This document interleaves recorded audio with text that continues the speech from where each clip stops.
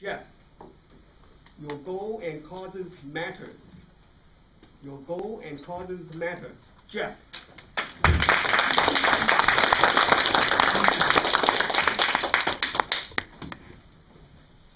Your goal.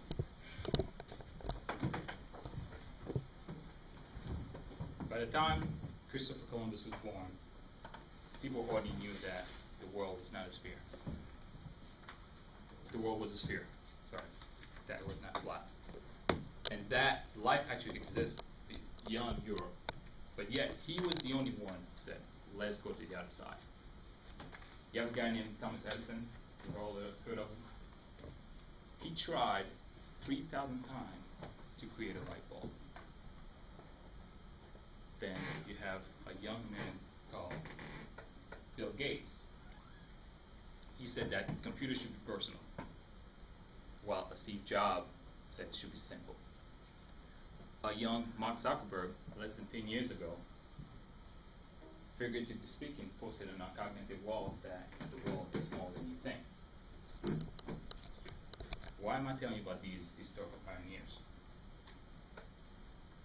If you want to be successful, you look at other successful people. What's the path it took to get there? That's what we're doing today. See, one of the speeches, my speech today is not about motivating you or to be confident. You already have the confidence. You already do those things. But I want to remind you that you are in your way to success because you're doing these things to be the same thing they're doing.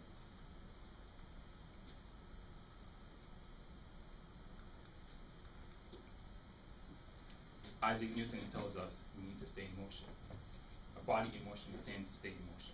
That's what we're talking about. You're doing all these things. Okay. You're doing all these things, so therefore keep moving. You already done the hardest thing, which is to show up. You already showed up. 80% of success is showing up. You've all heard of that. You're doing that. So therefore keep moving. The light bulb changed humanity as we know it. But he tried 3,000 times to get where he needs to be. There's a story that a young reporter asked Thomas Edison, why did you not quit after so many tries? He said, why would I quit when success was always at my grasp? There's a young man called Malcolm Gladwell. He wrote a book about outliers. Outliers are ordinary people who accomplish extraordinary things. Thomas Edison is an outlier. Bill Gates is an outlier. Mark Zuckerberg is an outlier. Ordinary people accomplish ordinary things, extraordinary things. He gives us the insight that you need to work in order to complete mastery in something that you're good at. You need to be working at it for at least 10,000 hours. If I ask you today, if there's something that you're really good at, you know that you're good at it, if I ask you how long have you been doing that thing, what would you say? Probably 10 years. Right? Just about. That's what he's talking about. You need to be patient with your progress. So therefore you keep moving. See, we live in a microwave society, but reality is not a microwave. But you can be instantly gratified by focusing on some low-scale targets and win those battles, success or victories, and be successful in those low-scale targets. Now, think about one day you show up at the office. Somebody said to you, "That's a nice outfit. That's a nice shirt. You felt good, right?" I bet you the next day you did whatever you could to make sure the next day you get that same compliment. That's what I'm talking about. Low victories, low targets, but that makes you keep going.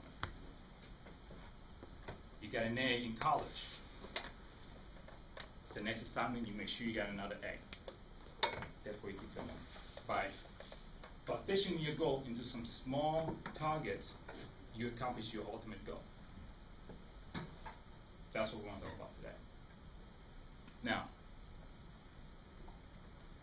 if you want to be a great basketball player, I'm probably not the guy to be looking at.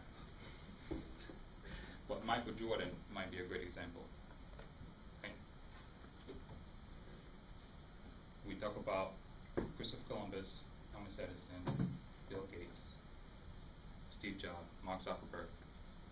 Their success can be example to us all and motivation to us. By taking the step they took, we can accomplish that at anything that we've done, that we are doing. Whether it's weight loss, whether it is studying for a degree, whether it is to compete for a promotion, whether to find the perfect mate. All of these, all successes, these are goals, these are causes that you're working towards. And same path that these successful people took, we can take the same path as well. Now, Thomas Edison, there are stories out there says that he took him 700 tries before he actually got the light bulb. There's other reports that say 10,000 times. Whatever the number is, all we know today that the exact number